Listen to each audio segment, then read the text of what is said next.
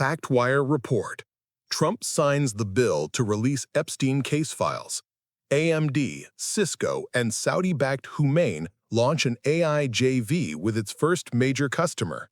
Year-end liquidity bites, repo rates stay high. The U.S. trade gap narrows sharply.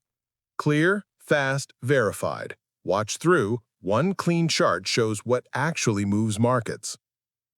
In Washington, President Donald Trump has signed a far-reaching transparency law that forces the Justice Department to release investigative files on financier Jeffrey Epstein after months of political wrangling and behind-the-scenes resistance from the White House. The measure, often described on Capitol Hill as the Epstein Files Bill, sailed through Congress with near-unanimous support. The House approved it by a vote of 427-1, and the Senate backed it without a single objection, a rare display of unity in a sharply divided legislature. At its core, the law directs the Justice Department to disclose documents and communications related to Epstein's activities and to the government's handling of his 2019 death in federal custody. Officials now face a tight, roughly 30-day deadline to begin releasing the material. They are allowed to redact information to shield victims or to protect genuinely sensitive ongoing investigations, but they cannot hold back documents simply because they might be embarrassing or politically inconvenient. For President Trump, the signature caps an unusually tense week. Reporting from Washington indicates that his aides had privately pressed senators to slow the bill or soften it with amendments, even as public pressure for action kept building. When it became clear that resistance was collapsing, the strategy shifted from delay to damage control, and the president moved to embrace a measure that many observers saw as inevitable.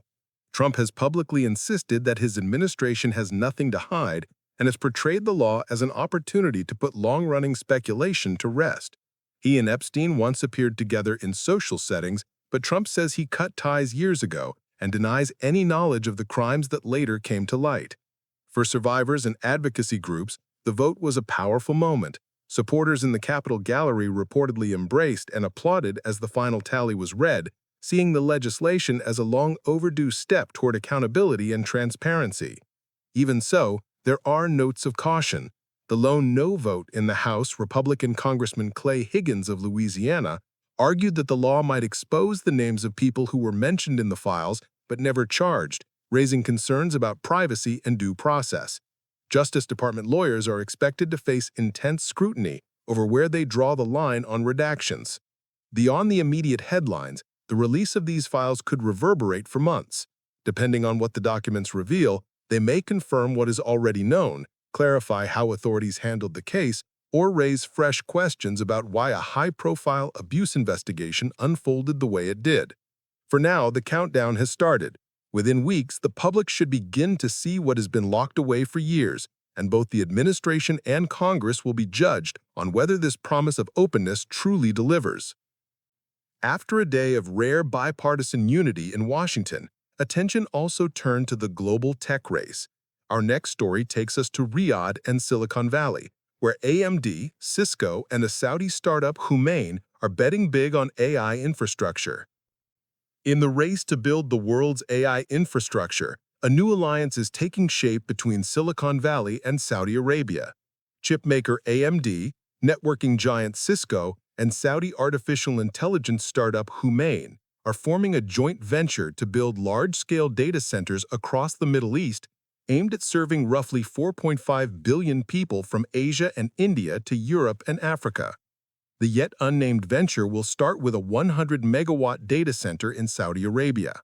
All of that initial computing capacity has already been spoken for. Generative video company Luma AI has agreed to purchase the entire 100-megawatt cluster, making it the project's first anchor customer. Humain, backed by Saudi Arabia's powerful sovereign wealth fund, will lead the initiative, while AMD and Cisco will take minority stakes. Under the deal, AMD supplies its latest MI-series accelerators for AI workloads, Cisco provides the high-speed networking fabric, and all three partners share in the profits and losses of the new venture. Construction on the Saudi facility is slated to begin in 2026, with the partners planning to power it using renewable energy. The announcement is part of a broader wave of U.S.-Saudi technology deals. Recent reporting points to the joint venture as one outcome of renewed high-level meetings between President Donald Trump and Crown Prince Mohammed bin Salman, including an investment forum in Washington focused on artificial intelligence and semiconductors. For AMD, the project fits into a larger push to expand its footprint in AI data centers, alongside major partnerships and an aggressive roadmap for high-performance accelerators. For Cisco, it underscores the company's bet that AI traffic will drive the next big upgrade cycle for networking equipment, from core routers to optical links. For Saudi Arabia and Humain, the stakes are even broader. The kingdom is trying to position itself as a global hub for AI, channeling tens of billions of dollars through its public investment fund into chips, cloud infrastructure, and AI labs. Humain is already tied to Project Halo, an enormous data center cluster designed to support regional AI models, including systems trained on Arabic and other local languages. Luma AI's decision to contract the full capacity of the first 100-megawatt site highlights just how hungry the generative video sector has become for reliable compute. The startup, based in the United States, builds models that can turn text and images into high-quality video, part of a broader boom in tools that promise to make video production faster and more accessible.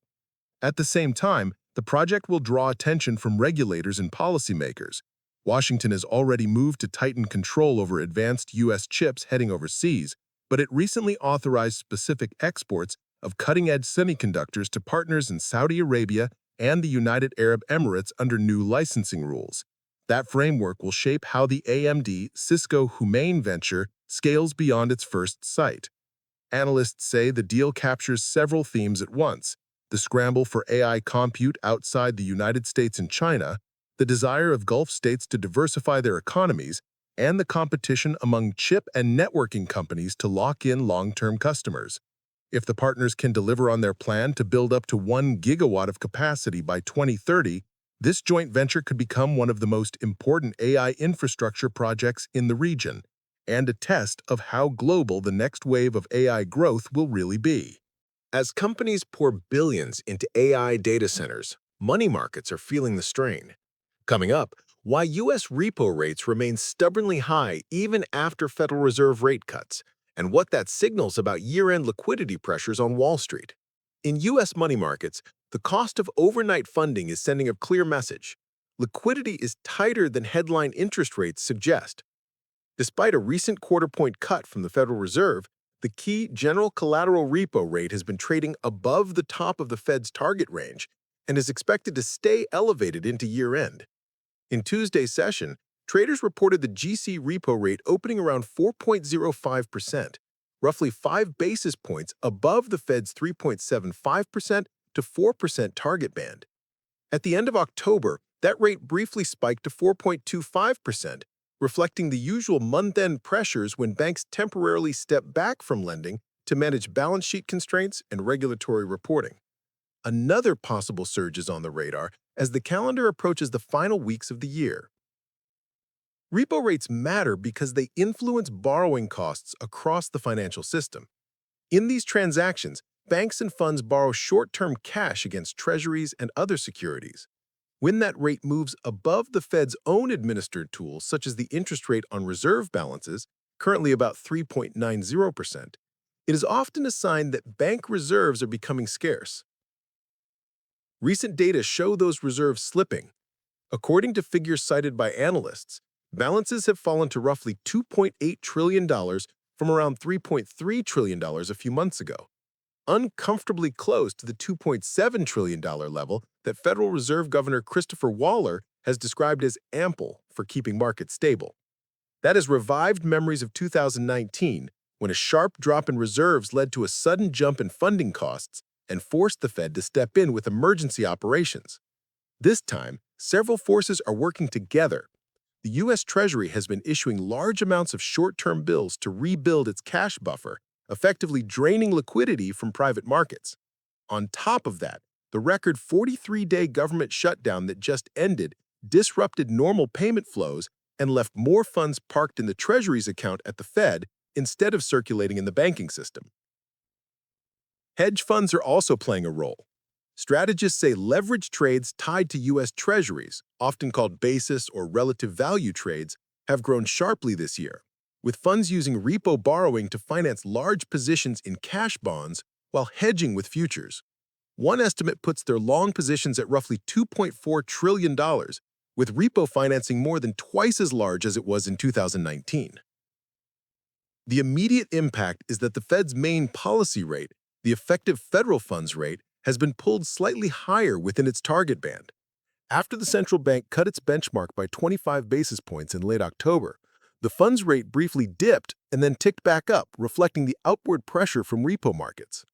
Federal Reserve Chair Jerome Powell has argued that the central bank is prepared to adjust its tools if needed to maintain control over short-term rates. And the standing repo facility is designed as a backstop that eligible firms can tap when funding costs spike. Even so, some market participants warn that if pressures keep building, banks and funds could decide to unwind leverage positions in riskier assets such as equities and cryptocurrencies, adding another source of volatility to already sensitive markets. For now, policymakers and traders are watching the approach of year-end, a period when balance sheets traditionally tighten, to see whether this bout of stress proves temporary or signals that reserves have fallen too far. The answer will help shape how far the Fed can go in trimming its balance sheet, and whether this latest rate cut is remembered as a simple adjustment or the start of a more complicated chapter for dollar funding. While money markets grapple with tighter overnight funding, the broader economy is sending a different signal. Our final story looks at America's trade balance, where a sharply narrower August deficit is poised to give third-quarter growth an unexpected boost. In the latest snapshot of America's trade with the rest of the world, the U.S. trade deficit narrowed sharply in August, setting the stage for a stronger third-quarter growth reading. Government data show the overall gap in goods and services shrinking by nearly a quarter to $59.6 billion, a much bigger move than economists had expected. The adjustment was driven mostly by imports. Overall imports fell 5.1% to $340.4 billion, with goods imports sliding 6.6% to $264.6 billion. The steepest declines came from industrial supplies and materials, led by a large fall in non-monetary gold. Imports of consumer goods, including jewelry and some pharmaceutical products, also dropped to levels last seen earlier in the pandemic, while capital goods imports declined on weaker demand for telecommunications equipment and computer accessories. Exports, by contrast, were essentially flat. Total exports edged up 0.1% to $280.8 billion. Good exports slipped 0.3% to $179.0 billion, with fewer shipments of consumer products and industrial supplies. But exports of capital goods rose to a record $62.4 billion, helped by strong computer sales. Exports of services increased, supported by travel, maintenance, and repair services, and charges for the use of intellectual property, while services imports also ticked higher. Altogether, the goods trade deficit narrowed to $86.6 billion in nominal terms. On an inflation-adjusted basis, the measure that feeds directly into gross domestic product, the goods gap contracted to $83.7 billion. That improvement is one reason forecasters now expect trade to add to third-quarter GDP rather than drag it down. And some banks have nudged their growth estimates a bit higher on the back of the report. The numbers arrive against the backdrop of President Donald Trump's sweeping tariff policy. The administration has imposed broad duties on many trading partners, arguing that previous rules allowed other countries to benefit unfairly from access to the U.S. market. Supporters see the August import drop as evidence that those tariffs are reducing the trade gap. Critics counter that lower imports may also reflect weaker consumer and business spending, pointing to declines in key categories of goods. The legal framework is also under review. Earlier this month, the U.S. Supreme Court heard arguments on whether the White House stretched its authority under the 1977 International Emergency Economic Powers Act when it used that law to justify some of the tariffs. Several justices raised questions about how far a president can go in reshaping trade policy without new approval from Congress. Another wrinkle, the data themselves arrived later than usual. The report was initially scheduled for early October, but was delayed by a 43-day government shutdown, the longest in modern U.S. history. That disruption slowed work at the Commerce Department and led to a backlog of key indicators from trade to GDP. Economists caution that 1 month does not make a trend. Some suggest companies may have front-loaded imports earlier in the summer to get ahead of tariff increases, leaving August unusually weak. Others note that the combination of higher tariffs and slower demand is reshaping trade flows in ways that are still hard to predict. For now, what is clear is that a smaller trade deficit is likely to give third-quarter GDP a measurable boost, even as the broader debate over tariffs, growth, and inflation continues. That was FactWire Report. If this saved you time, subscribe, tap the bell, and like. Comment: Epstein files, AMD Cisco Humain JV, tight year-end repo, or the narrowed trade gap, what mattered most? Share with one market friend. We publish concise, verified news daily. See you tomorrow. Stay to the end. Our closing chart turns headlines into signal for faster, calmer decisions today.